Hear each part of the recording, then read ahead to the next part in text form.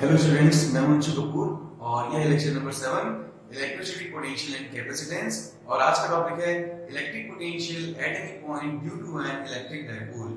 तो हम एक डायपोल देख रहे हैं प्लस क्यू और माइनस क्यू, और इस डायपोल के कारण इसके मिड पॉइंट O से r डिस्टेंस पर किसी पॉइंट P पर हमें इलेक्ट्रिक पोटेंशियल को कैलकुलेट करना है।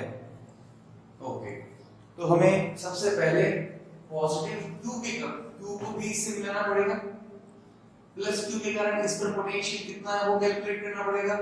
प्लस Q से इसकी डिस्टेंस को लेते हैं R1 और माइनस Q से इसकी डिस्टेंस को लेते हैं R2। ओके, तो माइनस Q के कारण जो पोटेंशियल होगा वो और प्लस Q के कारण जो पोटेंशियल होगा वो दोनों को ऐड कर देंगे। सो डायपोल के लिए डायपोल मूवमेंट की डायरेक्शन कहां से कहां होती है? माइनस Q से plus Q। So this is the dipole movement vector, minus Q से प्लस Q। अब OP वेक्टर या R वेक्टर और P वेक्टर के बीच में कितना एंगल बन गया है? Theta.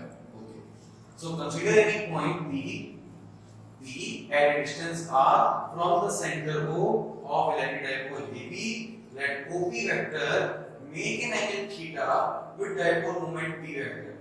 Potential at point P due to minus Q charge. Okay, तो minus Q charge के कारण हम पोटेंशियल लेते हैं V1। फॉर्मूला कितना होगा? KQ upon R। KQ कितना है? माइनस, तो माइनस KQ upon डिस्टेंस कितनी? R1। This is equation number 1। ये देखिए, ओ सॉरी, KQ upon R, ये distance R2 minus KQ upon R2। Okay, so potential at P due to plus Q charge, plus Q charge के कारण कितना होगा? इसे minus Q के कारण हम V2 लेते हैं तो सही रहेगा। V2 minus KQ upon R2, distance R2 है तो पोटेंशियल V2 लेते हैं। Potential at point P due two plus Q charge, plus Q charge के लिए हम V1 लेते हैं और यहां पर हो जाएगा minus KQ upon R1। This is equation number 2। Plus Q charge के लिए KQ upon R1। Total potential कितना होगा? ऐड कर देते हैं V1 प्लस V2। V1 कितना है? KQ upon R1 और V2 कितना है? Minus KQ upon R2। So KQ is common, 1 upon R1 minus 1 upon R2।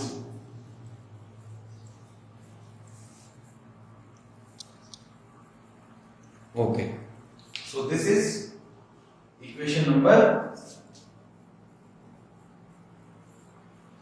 3।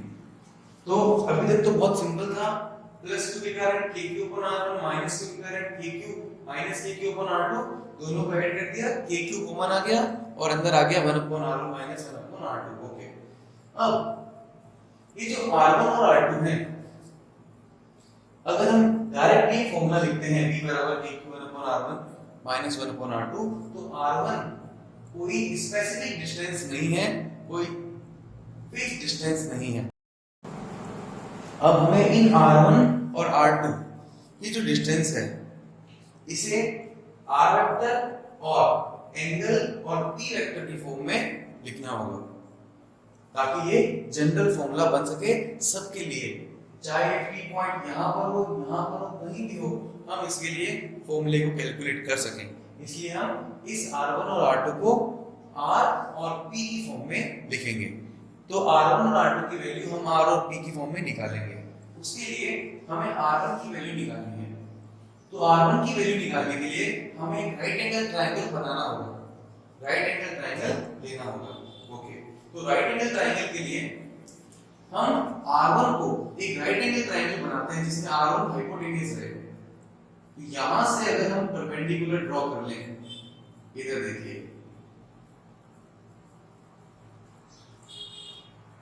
ये देखिए, ये परपेंडिकुलर है यहाँ पर, ये बेस, ये परपेंडिकुलर, ये बेस और ये हाइपोटेन्यूज। तो यहां से R1 आ जाए अब इधर देखिए, हमें जब R2 निकालना है तो R2 भी हाइपोटेनियस रहे और R2 भी राइट एंगल ट्रायंगल में रहे, ताकि हम पाइथागोरस यूज करके इसकी वैल्यू भी निकाल सकें। तो R2 के भी यहां से एक परपेंडिकुलर ड्रॉ करेंगे, तो इसको यहां से मिला देंगे, तो ये भी एक राइट एंगल ट्रायंगल हो गया। तो R2 भी हाइपोटेनियस, R1 भी हाइपोटेनियस, इनकी वैल्यू आप इजीली निकाल सकते हैं। अब आप देखिए डाइपोल लेंथ कितनी होती है, 12। तो अगर डाइपोल की लेंथ 12 है तो ये लेंथ कितनी हो जाएगी, L, और ये लेंथ भी कितनी हो जाएगी, L। ओके, अगर ये एंगल थीटा है तो अपोजिट एंगल ये भी कितना होगा, थीटा। ये यहां से लेकर यहां तक की लेंथ कितनी है, L, और जहां से एंगल बनता है हम इसके कंपोनेंट ले सकते हैं। जहां से एंगल, तो यहां पर इसका कंपोनेंट होगा L का L cos थीटा और perpendicular L sin theta. Okay, यहां पे देखिए ये L, यहां से एंगल बन रहा है, यहां पर क्या होगा, L cos theta perpendicular L sin theta.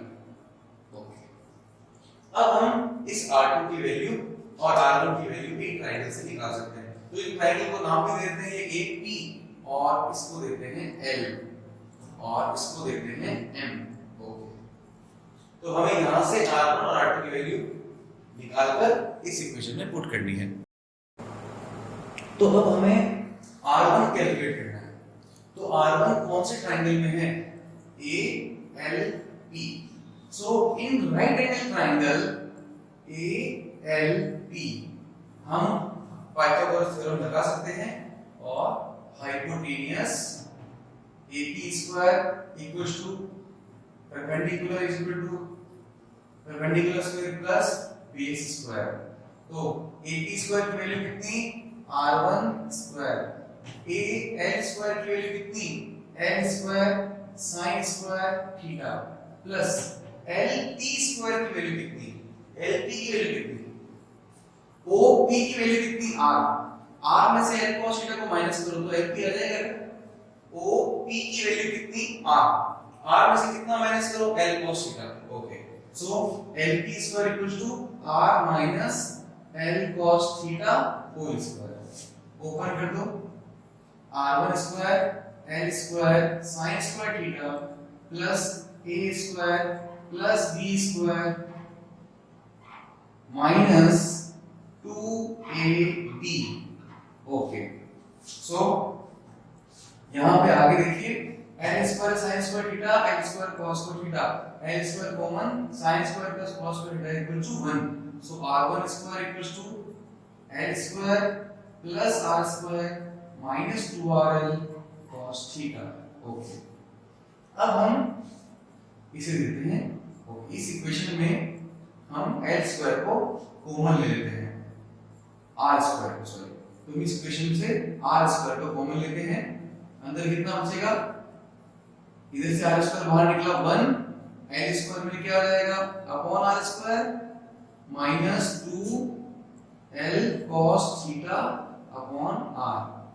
Okay, upon में ऐसा कैसा भी कर सकते हो, पूरी इक्वेशन में R स्क्वायर का डिवाइड कर दो, R स्क्वायर को मल्टीप्लाई कर दो, R स्क्वायर का डिवाइड कर दोगे तो अपॉन R स्क्वायर 1, R से R कैंसिल, एक R बचेगा। ओके, अब दोनों तरफ रूट ले लें, दोनों तरफ रूट लेने से R1 की वैल्यू आ जाएगी, R1 equals to R 1 plus L square upon R square minus 2L cos theta upon R, और इसकी पावर 1/2। ओके, रूट ले लिया दोनों तरफ। इसके बाद देखिए, अब जब हमने डाइपोल टॉपिक पढ़ा था तो हमने ये पढ़ा था कि डाइपोल प्लस Q और माइनस Q के बीच की डिस्टेंस जो 12 होती है वो बहुत स्मॉल होती है। तो 12 बहुत स्मॉल है तो हाफ हो जाएगी L, तो L और भी स्मॉल, और स्मॉल क्वांटिटी का स्क्वायर और भी स्मॉल, और L स्क्वायर के अपॉन में R स्क्वायर है, R स्क्वायर, तो L square upon R square जो क्वांटिटी है वो बहुत ही स्मॉल क्वांटिटी हो गई है, क्योंकि L जो होता है डाइपोल लेंथ वो बहुत स्मॉल लेंथ होती है R स्क्वायर के कंपैरिजन में। तो R स्क्वायर ज्यादा है, L स्क्वायर बहुत कम है, तो ये क्वांटिटी को हम नेगलेक्ट कर सकते हैं। By neglecting L square by R square, because L is very less than R. Okay, so R1 equals to R, यहां से हम 1 प्लस ये L स्क्वायर माइनस अपन इसको नेगलेक्ट कर दिया तो कितना बचा 12 cos थीटा अपॉन R, और पावर कितनी आई हाफ। ये पाइथागोरस थ्योरम से R1 और R2 निकालने का जो मेथड है वो थोड़ा सा लेंथी हो सकता है। अगर आपको कोई दूसरा मेथड सूट करे तो आप वो यूज कर सकते हैं। तो R1 और R2 आप किसी भी मेथड से जो आपको सूटेबल हो उसको यूज कर सकते हैं। ओके, सो यहां पर हम यूज करेंगे binomial theorem, by using binomial theorem. Binomial theorem में क्या होता है, हम केवल पहला स्टेप लेते हैं बाइनोमियल थ्योरम का, फर्स्ट टर्म में लेते हैं। तो फर्स्ट टर्म में पावर आगे आ जाती है 1 माइनस x की पावर n, तो n आगे आ जाएगी। बाइनोमियल थ्योरम से इसको लिखते हैं हम 1 माइनस x की पावर n को लिखते हैं 1 माइनस nx। तो इसे कैसे लिखेंगे, r1 equals to r 1 minus half आगे आ जाएगा, ये आ जाएगा 12 cos थीटा अपॉन r, यहां से 2 से 2 कैंसिल, तो r1 equals to r 1 minus L cos theta upon R. So this is the value of R, and this is the equation of 4, equation number 4. अब R2 निकालेंगे। R2 के लिए कौन सा ट्रायंगल लेंगे, BMP। So in right angle triangle BMP, R2 square direct use कर ले इस बार, R2 square equals to L square sin square theta, perpendicular कितना L square sin square theta, base कितना, यहां से यहां तक कितना R, यहां से यहां तक कितना L cos theta। सो R plus L cos theta का होल स्क्वायर। ऊपर वाले में उसमें क्या डिफरेंस था, उसमें R माइनस L था, इसमें R प्लस L है। ओके, तो सॉल्व करते हैं। यहां हम डायरेक्ट भी लिख सकते हैं, चलो लिख लेते हैं इसको भी, plus R square plus L square cos square theta plus 2rl cos theta. Okay, इसमें भी L square plus R square plus 2r cos theta, फिर वही स्टेप करना है। लेकिन आप एक बात ध्यान दीजिए, यहां पर r, उसमें r माइनस l था, इसमें r प्लस l है, तो हम सिमिलरली इसे डायरेक्ट लिख सकते हैं, R2 equals to R 1 plus L cos theta upon R. Okay, so this is R1 and R2. This is equation number 5th. अब हमारे पास इक्वेशन 3 कौन सी थी, from equation 3rd V, total V कितना था, KQ 1 upon R1, KQ bracket में 1 upon R1 minus 1 upon R2 था। Okay, वो R1 और R2 इक्वेशन 3rd में R1 और R2 की वैल्यू पुट कर देंगे। ओके, R1 और R2 की वैल्यू इक्वेशन नंबर 3 में रखनी है। Okay, so V equal to KQ 1 upon R1 की जगह कितना आएगा, R 1 minus L cos theta upon R, minus R2 की जगह कितना आएगा, R 1 plus L cos theta upon R। दोनों के पास R है, इस R को हम बाहर ले लेंगे कॉमन, अंदर कितना बच जाएगा, R1 की जगह कितना लिखेंगे, 1 minus L cos theta upon R।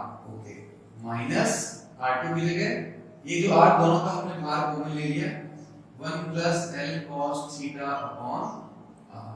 Okay, अब एलसीएम लेने पर दोनों को मल्टीप्लाई करें, a minus b into a plus b कितना हो जाएगा, kq upon r, एलसीएम कितना आ जाएगा, a square minus b square, a square मतलब 1 minus b square l square cos square theta upon r square।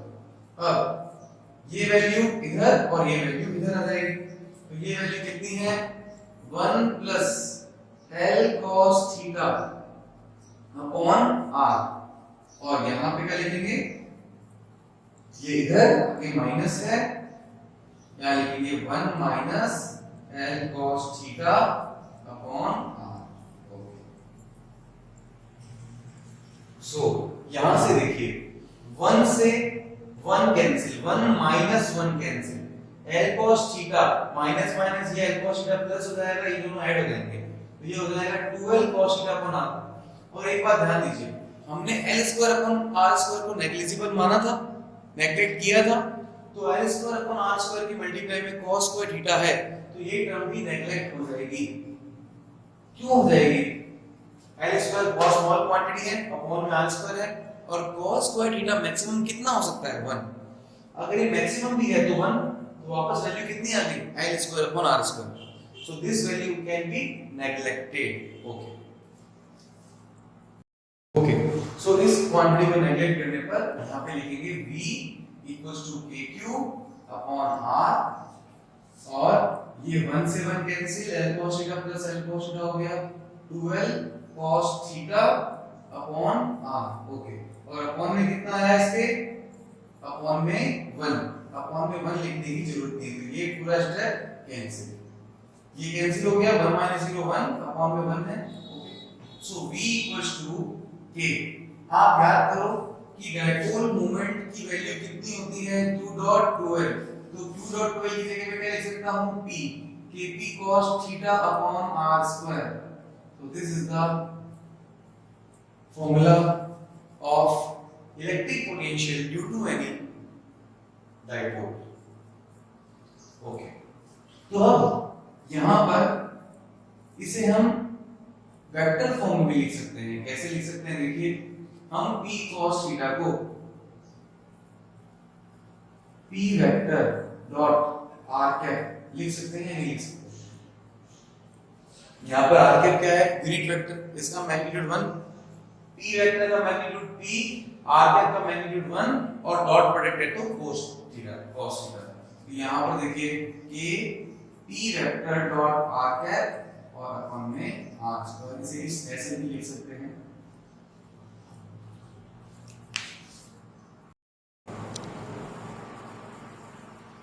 तो अगर p पॉइंट एक्सियल लाइन पर हो तो हम इसका पोटेंशियल कैसे कैलकुलेट करेंगे? ये p पॉइंट शिफ्ट हो जाएगा अगर यहां पर इस पॉइंट पर एक्सियल लाइन पर, तो p पॉइंट यहां शिफ्ट हो जाएगा तो r वेक्टर भी यहां पर आ जाएगा, और उस समय r वेक्टर और p वेक्टर के बीच में एंगल कितना होगा, 0। So theta equal to 0। अगर एक्सियल पॉइंट पे होगा तो p vector r vector same direction में, एंगल 0। फॉर्मूला कितना है, kp cos थीटा cos 0 अपॉन r square. So kp upon r square at the axial point. अगर यही पॉइंट इक्वेटोरियल पर हो तो if point p lies on the equatorial line,